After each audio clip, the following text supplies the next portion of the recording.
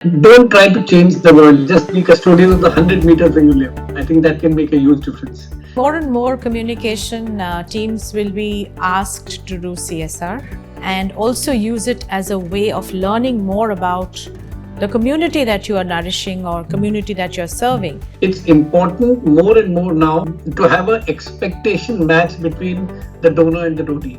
Don't tell the story from your CEO's point of view or your point of view or your company's point of view. Tell the story through the voice of the end beneficiary. Keep your eyes and ears open, because if you are not able to help, somebody comes to you seeking help. If you are unable to help, connect some nice people to them so that they don't get disappointed. Accountability is built into the process. So therefore, you will have to be very careful with the way you are designing the program. You are allocating the funds and how you report it back to the CSR committee of the board. CSR money, everything is audited and accounted for. At the end of it, I actually give an entire accountability of every penny.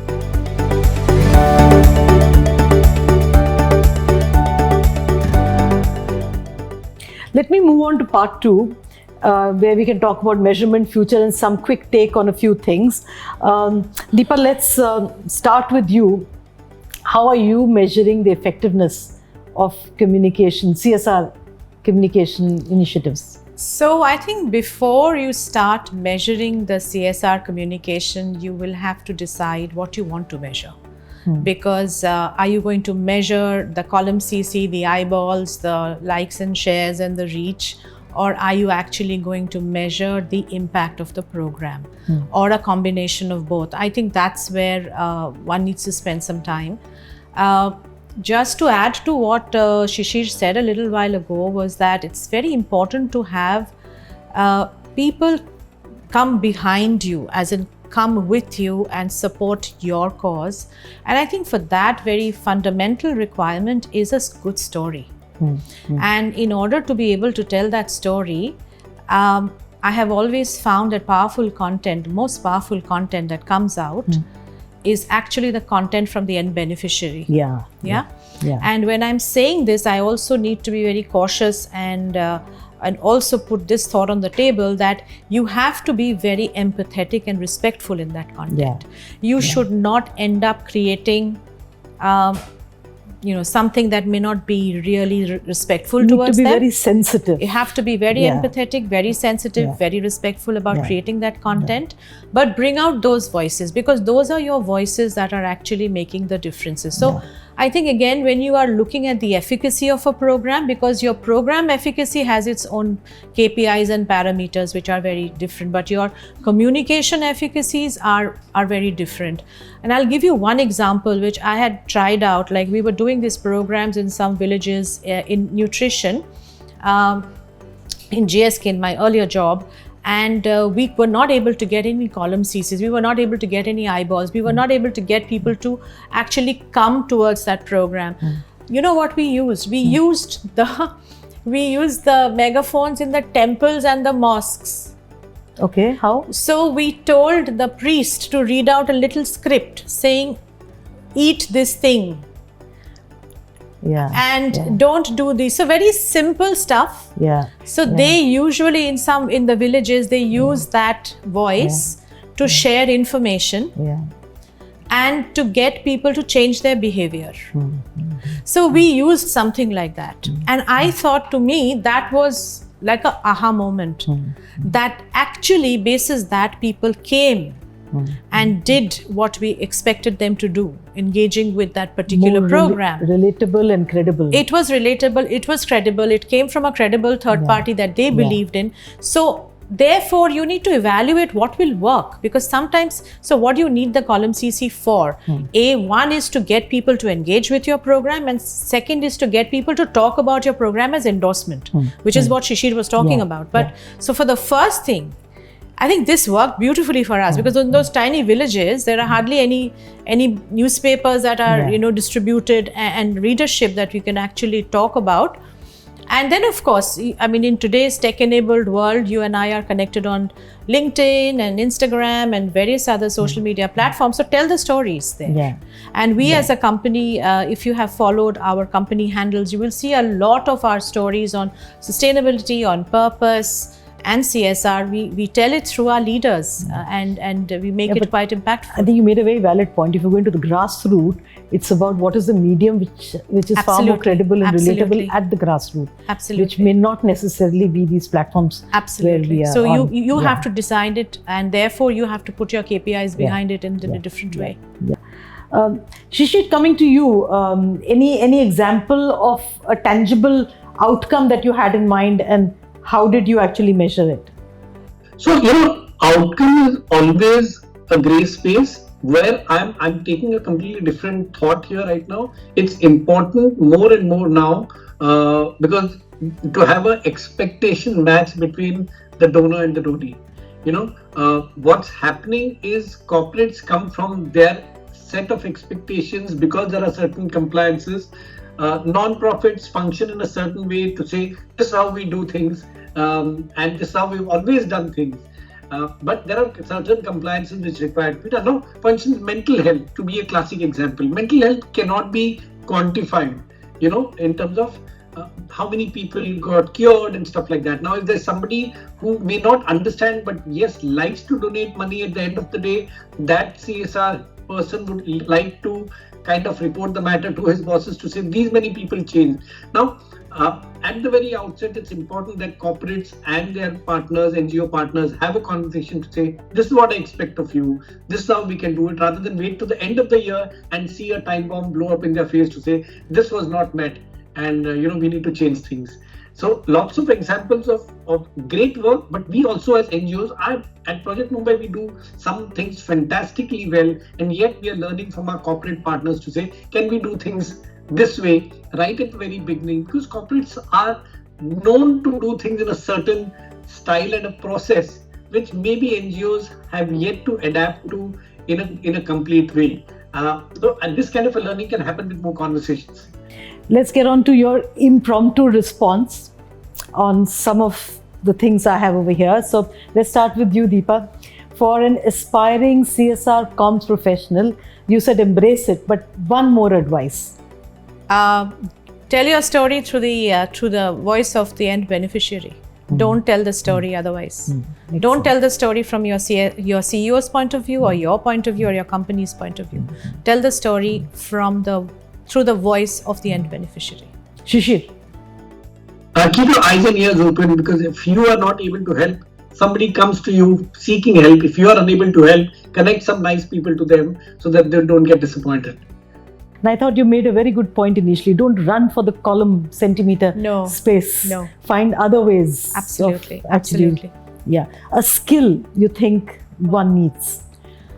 I think to understand and find those stories, frankly, because often we just kind of gloss over everything just by looking at the data to say that, I have fed 150,000 children through midday meal, and that's my story, but that's not your story. So empathy and sensitiveness. Empathy, sensitive, because what did that one meal do to that one child in one family? Find those compelling stories, because that's probably what is going to be the actual impact.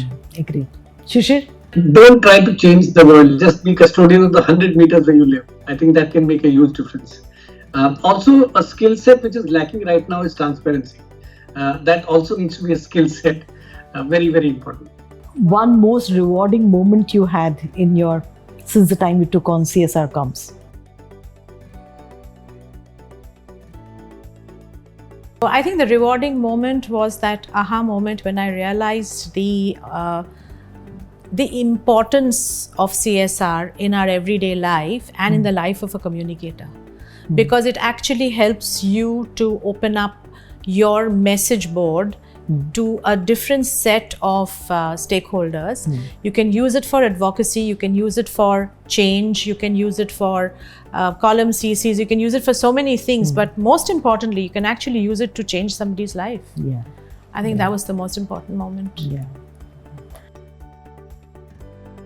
I went to a project where we were trying to teach the mothers how to cook better with whatever they have at home.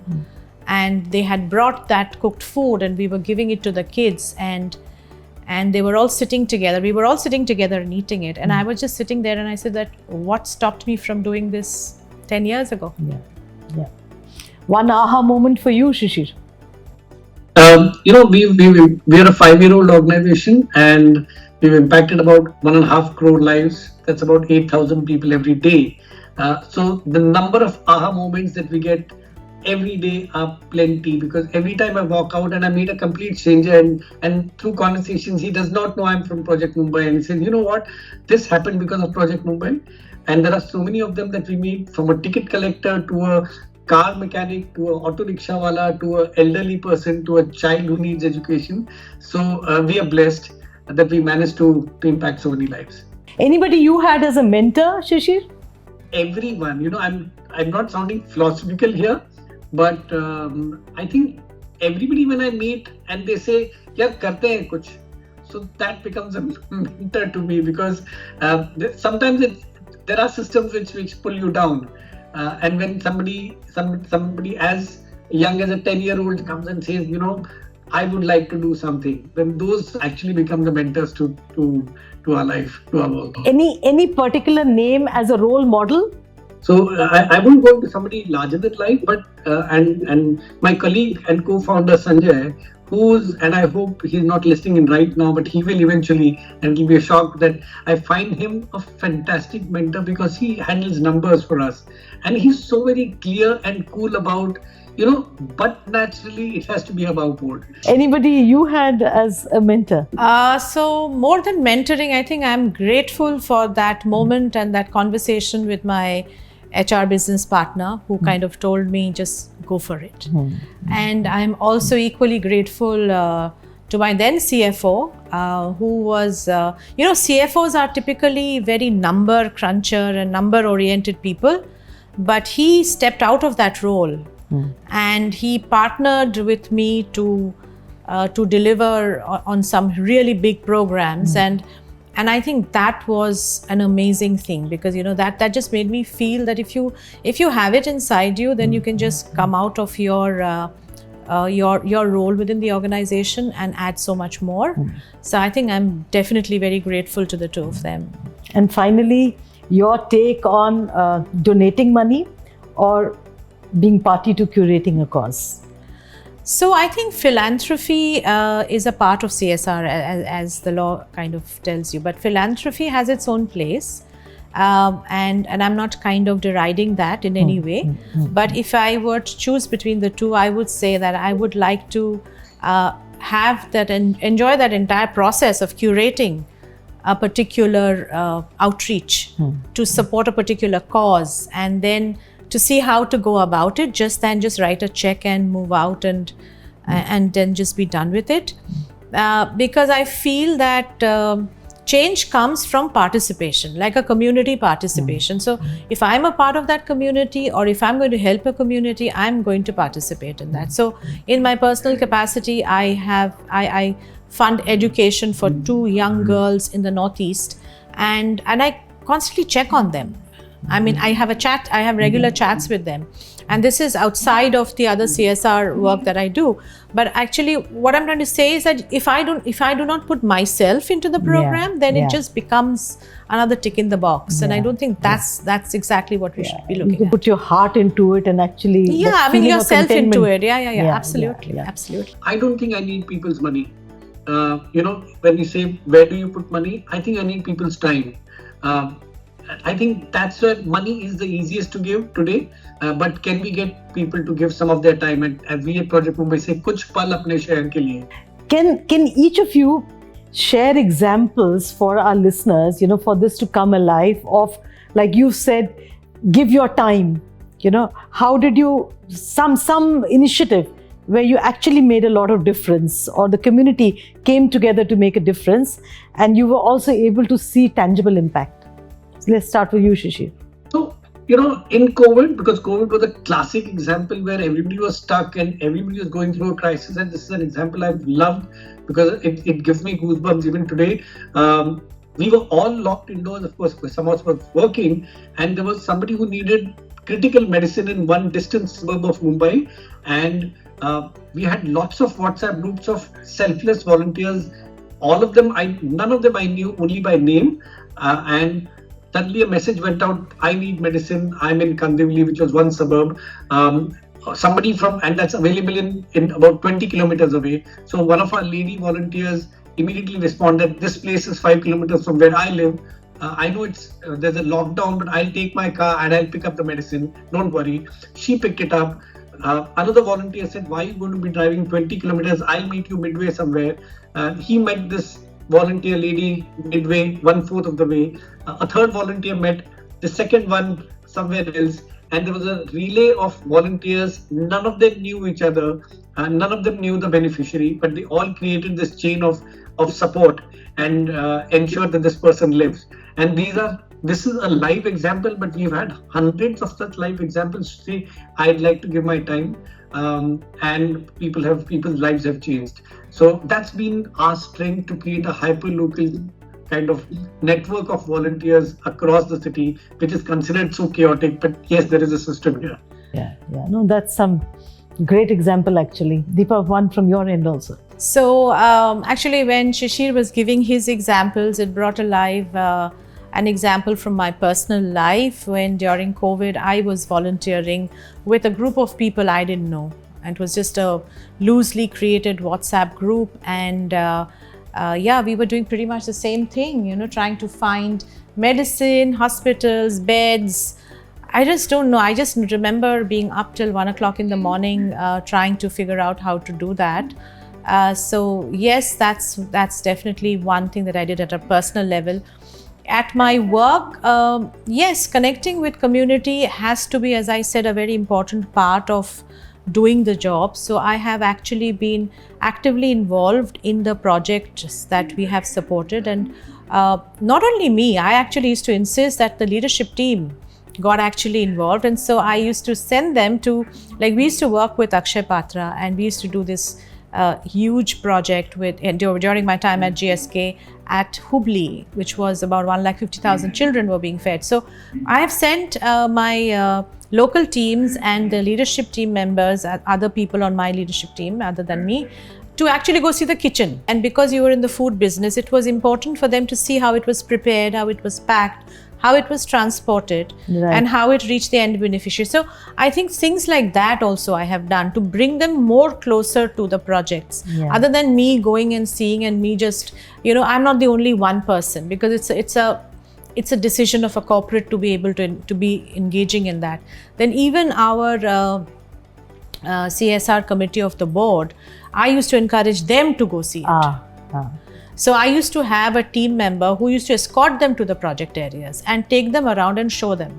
Those are some great ideas. So actually. I mean, unless you bring them close to the product, it's almost like doing your consumer connects for a brand. I mean, if you don't go and talk to the consumer, how will you know how to serve them better? So in this case, if you don't go and engage with the end beneficiary, how will you know what you are doing and how can you do it better? So that is, I think, absolutely a thumb rule. You have to do it. Couldn't agree more with you. I think this has really been a very nice discussion, and I'm sure it will be very inspiring for people who are in this space or wanting to get into this space. Thank you very much, Deepa, Shishir, for joining today. Thank you for having us. Thank you, Nandini. Thanks, Deepa. Lovely having this conversation. Maybe we make it offline someday soon. For communication professionals passionate about making a difference and contributing to sustainable development, working in CSR offers a platform to leverage your talent for the greater good. I hope the experiences and insights shared by Deepa and Shishir today will inspire many of us to consider adding CSR to our portfolios and ultimately making a positive impact on the world around us. Let us continue to use our skills and resources to create a better future for all. Thanks for watching.